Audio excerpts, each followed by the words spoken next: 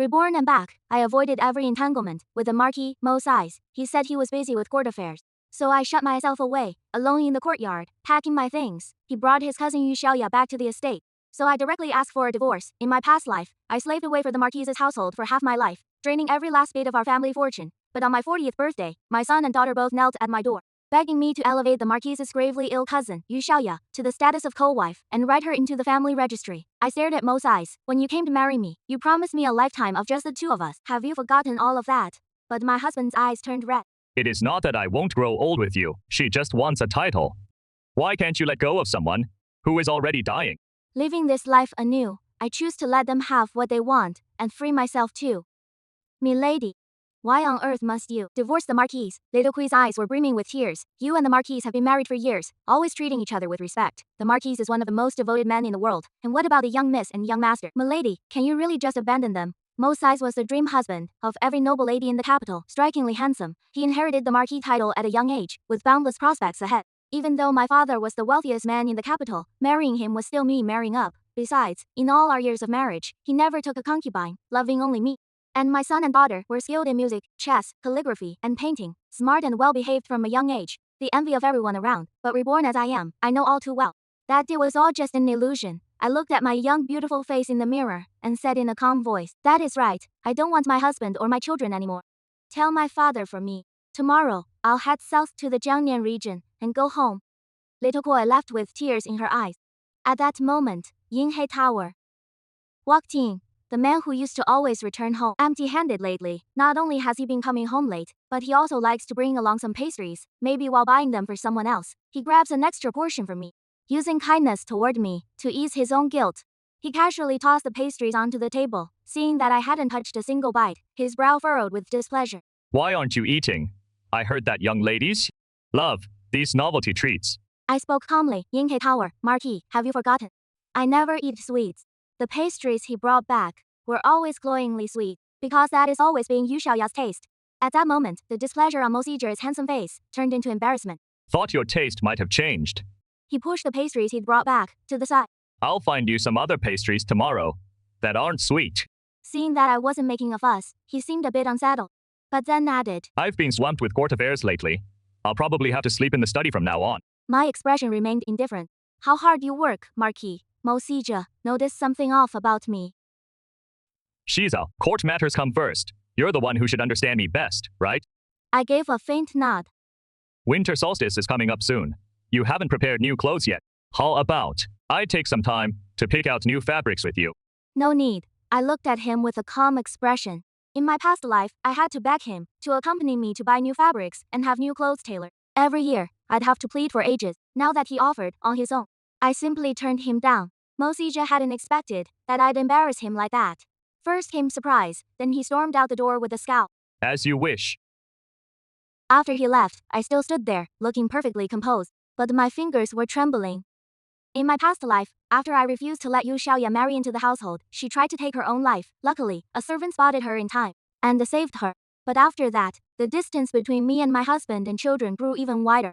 They all thought I was jealous. Unable to even tolerate a dying woman, my husband then accepted the emperor's orders and went far away to the northwest to relieve the disaster. He left me behind and took Yu Xiaoya with him to the northwest. After she passed away, my entire family, against my objections, wrote Yu Xiaoya into the family registry. My son said, Mother, she suffered her whole life for father. All she wanted before she died was a title. Is that wrong? If it weren't for you, she would have been father's rightful wife. My daughter said, Mother, you're the daughter of a merc. You never deserved father. Anyway, why do you have to cling so desperately to the position of the Marchioness? Sometimes, I even wondered myself, was I truly unforgivable? But when I thought about it carefully, when my son and daughter were sick, I was the only one who ever took care of them. When the old madam was bedridden, it was me, day and night, by her side tending to her. When the household couldn't make ends meet, I gave everything I had for this family. Even all of my father's vast fortune, I endured hardship in this house, while my husband and his first love talked of romance and poetry. My children admired the sincerity of their love, and yet they demanded of me to be a saint without a temper now.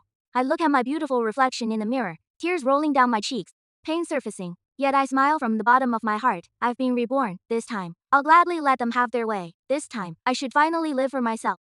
At noon, I was tallying up how much of my dowry I'd used to subsidize the household when from outside the door, a soft frail voice suddenly drifted in. Cousin-in-law. Yu Xiaoya. With that pitiful look on her face, she walked toward me. Sorry for disturbing you by staying here. I cooked some chicken soup today, brought some over for you. At this moment, besides Yu Xiaoya, there were also my two children. I saw them staring at Yu Xiaoya, as if she were their real mother. No need, I'm not drinking it. As soon as I said that, Yu Xiaoya stepped back. As if I had pushed her, the chicken soup in her hand spilled all over the ground. The back of her hand was scalded red. She cried out in pain. My son immediately said, angrily, Mother, if you didn't want to drink it, you didn't have to push her like that. My daughter chimed in too. Mother, you went too far. Auntie is hurt now. Yu Xiaoya shed tears with a wronged look. The young lord misunderstood. It was me. I just didn't hold it steady. I watched Yu Xiaoya slander me like this again, thinking of my past life. She had used similar tricks back then, except that time she was even more ruthless. She cut her own hand and blamed it on me to win sympathy and pity from my family. And she was hardly some dying woman. In my past life, she went to the northwest and lived happily with Mo Sais for a full 5 years. I no longer tolerated things like I did in my past life. I raised my hand directly and slapped her hard across the face. When I tried to slap her a second time, my wrist was suddenly grabbed. I looked up. Mo Sais was staring at me, coldly with a stern face. That is enough. I've spoiled you too much all along. Look at what you've done. Yu Xiaoya was stunned from my slap. She never expected me to actually hit her. Now that she came to her senses, she burst into tears and threw herself into Mo Sais' arms. Cousin, it is all my fault. I was afraid of disturbing you too, so I specially cooked a bowl of chicken soup today to bring to cousin-in-law. I didn't expect cousin-in-law to push me and even hit me. It is all my fault. My chicken soup just didn't suit cousin-in-law's taste. That is why Auntie was upset. She was crying, while softly and gently pleading with them, asking them not to make things hard for me. Mo Sais and I locked eyes. I didn't push her. She framed me. So I taught her a lesson. Xiao Yu and I can both testify. You did push our aunt. My son suddenly said something like that, looking at me with utter disgust. Mother, why are you lying? My daughter bit her lip hard too. I can testify as well. It is mother's fault. Yu Xiaoya's eyes turned red. Please, don't get angry on my account. This is my fault. Auntie, please don't blame them because of me. I'm begging you. Mo Sais let out a deep sigh and spoke with disappointment. Shizao. You know, how did you become like this? Jealousy changes a person beyond recognition, just as I thought. Go reflect on your mistakes. That one plain sentence, just like countless times in my past life, neatly and firmly pinned the blame squarely on me. I couldn't help but laugh, laughing at my own foolishness. I was still trying to explain my innocence just now. Well, it doesn't matter, because this is the last time. They embraced Yu Xiaoya, the one I supposedly hurt, and left together. I looked down at the ledger in my hand. After calculating as quickly as I could, I packed up the rest of my belongings. Then, I took out the divorce agreement I had prepared long ago and placed it in front of Mo Sais. Mo Sais, let's get a divorce. Mo Sais didn't even look at the divorce agreement. He tore it up on the spot and even let out a mocking laugh. Is it because Xiaoya upset you today, so you're throwing a tantrum at me? She is my cousin, and she doesn't have much time left. You even laid hands on her. Now, why bother holding a grudge against someone who is dying? And besides, you're just the daughter of a merchant. If you divorce me, your brothers and sisters will all be looked down upon. Seeing how little he cared, I realized that when I brought up divorce, he just thought I was making a fuss. Fair enough. I was so smitten with him, loved him so much. How could I ever leave him? Did Yu Xiaoya beg you, after she died, you wanted to elevate her to equal wife and write her into the family registry? Mo Sija's body gave a slight shudder. How do you know about that? If someone dies in the Marquise's household, they do deserve a proper title. It is not a big deal. Am I not the one who calls the shots here? What if I say I don't agree? He looked at me and suddenly felt irritated. What has gotten into you these past 2 days? Why do you have to keep picking a fight with me? It is just a family registry. It is not like she is going to bear the Marquis a child. Family registry. Children. If I were the lady of the Marquise's household, none of that would be allowed. I pulled out another divorce agreement. So, I'm not fit to be the matriarch of this household. Better to divorce me and fulfill your cousin's wish. Mo Sijia finally realized I was serious. His face darkened, and he stared at me intently, as if trying to see through any crack in my facade. Are you really willing to give up the position of lady of the Marquise's household? And your son and daughter? Shizao, have you forgotten? When we got married, you said you'd be with me for a lifetime. And you, Marquis, promised me too. One lifetime, one person. But now you want to make cousin Yi your equal wife. If I don't have the sense to step aside, wouldn't that make things hard for you, Marquis? Besides, the children are quite fond of your cousin too. A divorce can make everyone happy. Why not? Fine, fine, fine. Mo Sijie seemed provoked by my words and signed the divorce papers in a fit of pique. Divorce me, then. Don't come crying back. I carefully put away the divorce agreement. Then I took out my dowry list. Since we are now divorced, the dowry I used to contribute to household expenses, please return it to me in full. Marquis, you sit high above, and I'm just a merchant's daughter. Surely you wouldn't have your eye on a down and out family dowry. Shiza, you really. Mo Sais laughed in exasperation. Returned the lady's dowry to her. The steward looked troubled. The marquis's accounts have been running at a deficit. The entire household's food, clothing, and daily needs have all relied on the lady's dowry. We truly cannot produce it, Marquise. At those words, Mo Sais seemed completely caught off guard. But he refused to back down. He looked at me. Rest assured, this Marquise would never shortchange you over a bit of money. I nodded. The Marquis is a man of his word, so naturally, he wouldn't deceive me. The dowry I contributed totals 5,000 taels of silver, plus over a dozen shops. The receipts and ledgers are all here. Just return the equivalent value to me. Hearing this, Mo Sais's face grew darker and darker, and disbelief crept in. The Marquisate had actually spent that much of her dowry money. His gaze at me shifted again and again. Then, taking my list with him, he walked straight out the door. For 5,000 taels of silver, along with the deeds to over a dozen shops. Are you satisfied now? I said calmly. Thank you, Marquis, for granting this. Our grievances are settled. From this day on, we go our separate ways. We shall never meet again. Mo Sais looked at me, as if waiting for me to beg and plead, but instead of an apology, he got a farewell. So, he added. Shizao, a woman who plays hard to get is not endearing. I didn't know before that you'd contributed so much money. I apologize to you. If you lower your head now, I can pretend none of this ever happened. I'm a soft-hearted man, after all. There is no way I could ever make you the main wife again. At best, you'd be a concubine. There is no going back on your regrets now. I didn't say a word. I had Xiaokuei move the money. Just then, my son burst in. He grabbed Mo Sais's sleeve and asked anxiously, Father, Mother isn't really going to divorce you, is she? Is she really leaving? Mo Sais deliberately raised his voice, as if speaking for my benefit. The divorce is just a threat. Your mother is the daughter of a merchant. Where could she go if we divorce? She doesn't even have a house of her own. Besides, you and your sister are her own flesh and blood. Even if she leaves, how far could she really go? What she can't bear to part with, in a couple of days once she realizes her mistake, she'll be begging me to keep her as the wife. I ignored him. I went back to my own room. Seeing this, Mo Sais and my son were even more convinced I was just making a fuss. They both settled down. They even pulled back the spies watching me. Miss, your father's carriage is already on the way. He'll pick you up tomorrow morning. Good. I burned everything I couldn't take with me. All of it was Mo Sais's love poems and sappy words written to me, and the clothes of my son and daughter, the ones I knitted with my own hands. From their birth all the way to now, 6 years old, not a single piece left behind. By the time I finished, dawn was just breaking. My father's carriage was waiting for me at the Marquis's gate. I held the divorce papers in my hand and boarded the carriage with my dowry. Just like that, I slipped away from the Marquis's estate without a sound. Even Yu Xiaoya had no idea I was gone. I didn't go straight back to my father's home in the capital. Instead, at my father's direction, we drove the carriage down to the Jiangnan region, back to our family's starting point for building our fortune, and the place where I was born. The boatmen on the Qinghai River rowed their ancient black canopied boats across the shimmering water, humming melodic tunes, drifting further and further apart through the misty drizzle. Like a flowing ink painting, people come and go. The air is filled with the spirit of life and freedom. My father set me up with a small courtyard with flowers and grass inside, peaceful and serene. The next day, the rain just happened to stop. Sunlight dappled through the streets and alley. Xiaokuei and I headed out lightly dressed, planning to go to the market to buy some everyday necessities. But who would have thought, as we passed through a dark alley, a figure suddenly rushed at us, brandishing a knife, threatening us to hand over our money. Just as panic set in, suddenly, from a rundown temple nearby, 2 small figures leaped out. One of the boys held a stick, without a trace of fear, standing in front of me and Xiaokuei. What do you think you're doing? I'm not scared of you. The boy standing before us spoke in a babyish voice. The hand holding the stick trembled slightly, yet he still didn't back down. The other child with him didn't look back and ran off into the distance. Xiaokuei stretched a bit and said calmly, Step aside, little one.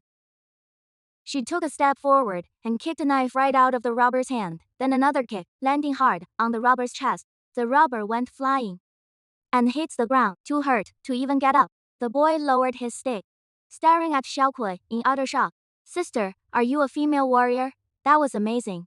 Xiaokuei suddenly felt a bit embarrassed from the praise. The next second, that kid who had run off earlier came running back, followed by several constables from the yamen. They quickly arrested the robber and took him in. I took a closer look at these 2 kids in front of me. Neither of them was very old. The boy was the older brother, and the girl was the younger sister. The siblings depended on each other in that rundown temple. Though their clothes were worn and tattered, it couldn't hide the intelligence and spirit in their eyes. Seeing me watching them, their little faces flashed red from nervousness. I patted their heads. Do you want to come live with me? In both children's eyes, a spark of joy lit up. Really? Can we really? Really? I just gave a faint smile and gently pinched their cheeks. From now on, I'm your mother. Look at your little faces, you've turned into little messy kittens. Come on, let's go home with mama. I'll get you all cleaned up. So the little courtyard that once held two became a lively home of four. The brother and sister had lost their parents at a very young age. Their aunt and uncle refused to take them in. So the two wandered the streets, relying only on each other. I named the older brother Shi Yuan and the younger sister Shi Yu, hoping they'd have a life of peace and joy. Happy and carefree. I taught them to read and write, made them delicious pastries, the courtyard filled with laughter and joy. Yuan and Yu would always come running over sweetly and hug me. Their cheeks flushed as they called out, "Mother." But the very next moment, my courtyard door was kicked open. Mosai's came storming in with the two kids, furious and out of breath, as if they traveled a long, grueling journey, their faces showing signs of wear. Seeing me, standing there unharmed, Mosai's eyes turned bloodshot, yet his voice softened as he spoke. Shizal, how could you leave the capital without a word? Do you know how long I've been searching for you? I ignored him. Instead, I looked at the winter plum blossoms blooming nearby. Staying silent, a flicker of embarrassment crossed Mosai's face. When he spoke again, his tone was full of guilt. Why did you have to come all the way to Jiangnan? What Wanzhou and Wanyan accused you of, I already know now, those two little brats. I've already knelt in the ancestral hall. Now I'm bringing them here to apologize to you. He just pushed Wanzhou and Wanyan right in front of me. The two children I risked my life to give birth to. They walked over slowly and muttered reluctantly, "Mother, we're sorry." I let out a soft laugh. An apology like this, it is completely devoid of sincerity, and I don't want it anyway. To slander someone without a shred of truth, and think a simple apology will just sweep it under the rug, or is it, Marquis, that your way of raising your children is to make a big show of discipline, but let them off easy? Otherwise, how could you raise ungrateful brats who would slander their own birth mother? In the past, no matter how big a mistake my children made, I would always speak to them gently, patiently teaching them, never once raising my voice. Mosai never expected that I would be so strict with my own children. He froze on the spot. And those two ungrateful brats, I was scolding. They just hung their heads, their expressions unreadable. I had no idea what was going through their minds. Suddenly, all the grievances I suffered in my past life came flooding back. I took a deep breath, digging my nails into my palm, trying to suppress the bitterness rising inside me. The moment I looked up, I noticed not far away a flash of a blue skirt darting past. So, there was someone else standing there eavesdropping. I strode straight over. Yu Xiaoya, standing over there, found herself locking eyes with me. Caught off guard, I turned my head directly and said to Mosai and my two children, "We've already divorced. I'm no longer your wife. Nor am I your mother. There is actually a very suitable candidate right here. Don't you all care so much about her and like her so much?" When Yu Xiaoya heard my words, her eyes lit up. But when she looked up, she saw three grim faces, so she had no choice but to bite her lower lip and reluctantly help persuade me to stay. "Cousin-in-law, you, the young lord and the young lady, are bound by blood, like bone and sinew. Besides, when you're old, you'll rely on them to take care of you." She kept calling me cousin-in-law, and I felt like I was going to be sick. Yu Xiaoya kept fanning the flames on the side. Besides, the young lord and young lady are still so young. Cousin-in-law, why make things so hard for those two kids? It just makes you look petty and selfish. Not even sparing your own flesh and blood. If you need someone to blame, blame me. It is just that the young lord and young lady care about me too much. After all, I'm gravely ill. I've been a dead woman walking for a while now. Hearing her manipulative pleasantries, now, I found it utterly ridiculous. Gravely ill, stricken with a serious disease, but I see you with the rosy cheeks and white teeth, looking pretty good to me. It is thanks to my dowry that you can buy those expensive herbs. Ginseng here, bird's nest there. Looks like you've been well nourished. You're just Moshai's distant cousin, only staying at the Marquise's estate as a guest. Yet, you act like you own the place. That is a bit too presumptuous, if I remember correctly. You even wanted the Marquise to make you a co-wife and write you into the family registry. Aren't you just throwing yourself at him? Someone like you has the nerve to call me cousin-in-law. Watching Yu Xiaoya's face gradually turn pale, I kept on with my sarcasm. You've been pretty happy these days, haven't you? After all, the Marquis and I are divorced. It is your turn to move up now. Those two useless ingrates, I'll just package them up and hand them to you. As if I'd hit the nail right on the head, Yu Xiaoya's face turned ashen in an instant. She never expected that I, a merchant's daughter, wouldn't care about the Marquise's reputation and lay it all out so bluntly. The neighbors who had gathered around all wore different expressions. What? Gravely ill, like we've never seen an actual sick person before. Rosy cheeks and white teeth, she can walk and jump just fine, doesn't look sick at all. Oh please, she got into the Marquise's mansion by faking illness. What do you know? That is just shameless, faking an illness, trying to drive out the real lady of the house. What a drama, hearing the whispers of the crowd around them. Mo Shai's face turned cold instantly. He spoke coldly. Shizao, what nonsense are you talking about? She is just my cousin. Our relationship is completely innocent. Don't try to smear us as the lady of the Marquise's mansion. You don't even care about the family's reputation. I stared straight into Mo Shai's eyes and said, word by word, with complete seriousness.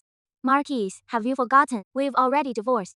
Seeing his father lose face in front of everyone, Wang Zhou charged forward, trying to teach me a lesson, but was shoved back by a figure instead. Mom, are you okay? Yuan and Yu both stood in front of me at the same time, watching the people before them warily. I patted their little heads. Good kids. Mom's fine. Wang Zhou and Wang Yin, the siblings, stared at me in shock, as if they couldn't believe it, that their place had been taken. The two children completely fell apart. They lunged over, yelling nonstop. Where did you bad kids come from? This is my mom. She is my mother. You're not allowed to call her mom. The two of them frantically tried to grab and pull at Yuan and Yu. I pulled them apart directly. I've already divorced your father. You are the young lord and lady of the Marquise's mansion, and I'm just the daughter of a merchant. I'm not worthy of being your mother. Don't call me mom anymore. Hearing those words, Wang Zhou and Wang Yin turned pale instantly, completely drained of strength. Mo Sai still refused to believe it. Shizao, stop messing around. Come back with me now. You're still the mistress of the Marquis estate. I know you've been wrong. I'll make it up to you, I promise. I said coldly. Mo Sais, when are you going to wake up? We're already divorced. From now on, we go our separate ways. Mo Sais' eyes shifted violently. Panic swept over him in an instant. He grabbed my shoulders desperately. Shizao, you loved me so much once. How could you possibly abandon me? Abandon you? The two children I nearly died giving birth to. Impossible. He stared hard at my face, searching for any trace of a crack in my resolve. But there was nothing. Only disgust and cold indifference. In that moment, he truly felt it for the first time. He was about to lose me for good. Shizao, I really was wrong. I didn't consider your feelings. I went too far. Can you forgive me, please? In my past life, I waited my whole life for an apology that never came. The children who had always kept their distance from me now completely lost it. They sobbed tears and snot streaming down their faces. Mother, we were wrong. We won't look down on you anymore. Please don't abandon us. The moment I finally got what I once wanted, I suddenly realized I no longer needed it. Mother, we're sorry. They stood there, crying their hearts out. But all I felt was irritation. I subtly pulled away from every touch they tried. Honestly, I never understood. I gave everything to run that household. Every bite you ate, every thread you wore, came from my dowry. Even your two siblings, getting you both accepted under that reclusive master. That was me, begging everyone I knew, just to make it happen. But you've always thought I wasn't good enough, because I'm the daughter of a merchant, lowly bird.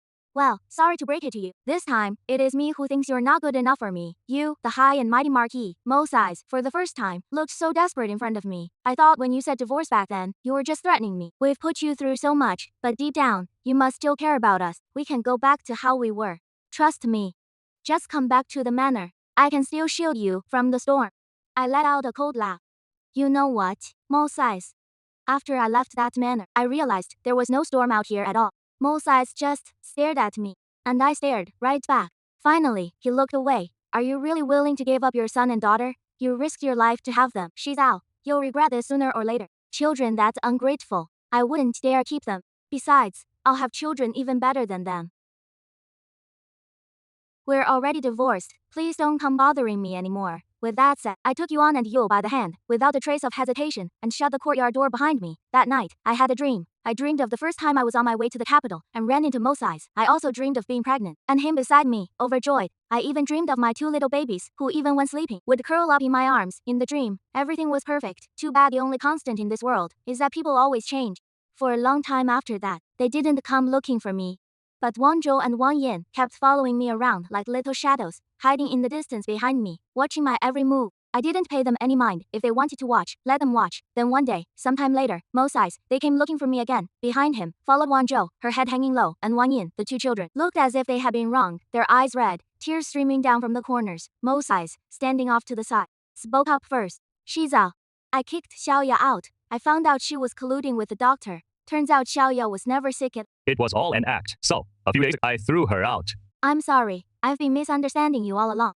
I gave a faint nod, having nothing I wanted to say. A bunch of people who hurt you, now showing up with long faces, apologizing to you, begging for your forgiveness. But the damage is already done. The wounds are like deep brands, seared into my heart. There is no way to make up for it. All those years of hurt. The atmosphere grew tense. Most eyes hesitated for a moment, then finally spoke up. The emperor is sending me to Yazhou to provide disaster relief. It is separated from the capital by a vast ocean. I'm afraid that once I go, I may never make it back. These two children are still young. I can't bear to take them and make them suffer out there, Shizao. Could you look after them for a while? Yazhou is a small island in the south. The conditions are harsh. Many officials from the mainland never return. Dying out there, on the vast sea. He looked at me, with a hint of hope, as if certain that I wouldn't be heartless enough to abandon the two children. No. I forced a faint smile. We're already divorced. I'm just the daughter of a merchant. I really can't raise a young lord and lady. It is not like a marquis's estate has no one. I'm sure the old madam can raise them well. After I finished speaking, the light in their eyes dimmed in an instant. They wanted to say something, but the words just wouldn't come out. The three of them left in a daze, utterly dejected. Later I heard that after Yu Xiaoya was cast out of the marquise's estate, her parents came looking for her and forced her to marry a local wealthy old man in his 60s as his concubine, in exchange for her younger brother getting a minor official post in the old man's household. The old man was a bit twisted, too old to perform in bed, but skilled in torture. He directly drove Yu Xiaoya to the brink of ruin, barely human. She managed to escape and went to the marquise's estate for help, but Mozi simply shut the door in her face. She was dragged back by the old man's servants, and after that, no one ever heard of her again. A month passed by, in a blur. One day, while I was out running errands, I ran into Mozi, who had been waiting for me. He looked haggard, worn down, his whole demeanor exhausted, as if he hadn't had a good night's sleep in days. Even so, he kept staring intently at my face and opened his mouth, voice trembling. Shizao, I'm leaving. I nodded and said, "Safe travels." Hearing those words, I stood there in place, silent for a long time. There was sadness, sure, but it would fade with time, slowly dissolve away. I didn't respond, just turned around and walked off, without looking back at him even once. He seemed to understand what I meant, his whole body at a loss. He broke down crying, calling out behind my back. Shizao, I was wrong. He left, dejected and broken, and I felt not a shred of sorrow, only a sense of relief, as if I had finally, completely gained my freedom. Mosa really didn't have any luck. He ended up going to Yazhou. A riot broke out while I was delivering disaster relief. He died under the clubs of the mob, never to leave that little island again. When I learned of his passing, I felt an unexpected calm in my heart, as if I had lost a familiar stranger. I sighed at how unpredictable life can be. Years later, Yuan, under my guidance, grew more and more accomplished, passed the imperial exams, entered the court, working for the welfare of the people. Yu directly carried on my legacy, doing business and making money, a complete money grabber, continuously expanding the family business, becoming one of the wealthiest in the land. But one day, when Yu and I were out together, she pointed at a handsome young man. With just one glance, I recognized him instantly. He looked exactly like his father when his father was young. Yu blushed and stammered, "Mother, what do you think of that man?" Seeing that, I remained silent. She nervously fidgeted with her hands. I smiled gently and ruffled Shiyu's hair. "If you truly love him, don't worry about me. Go after boldly the happiness you want for yourself." Shiyu and Mo Wanzhou went from being rivals who couldn't stand each other to two people truly in love. All I can say is life is unpredictable. Some fates are simply wonderful beyond words. When Mo Wanzhou saw that I approved of their marriage, his body jolted, his eyes turning red. He stammered, unable to get a word out for a long time, and I simply said with a smile, "Wanzhou, you better treat you well from now on." He nodded, without stopping. I continued, "Mother made your favorite sweet and sour ribs. Why don't you stay for a meal before you go?" He nodded, his voice choked with emotion. "Of course I'll eat what mother cooks." Wang Yin also appeared at the courtyard gate. Someone called out cautiously, "Mom." I smiled and waved. "I made your favorite osmanthus cakes, just for you." The courtyard became lively again. The kids all found success, and found the ones they love. I let go of all the past. After all, I could only accompany them this far. They each have their own lives now.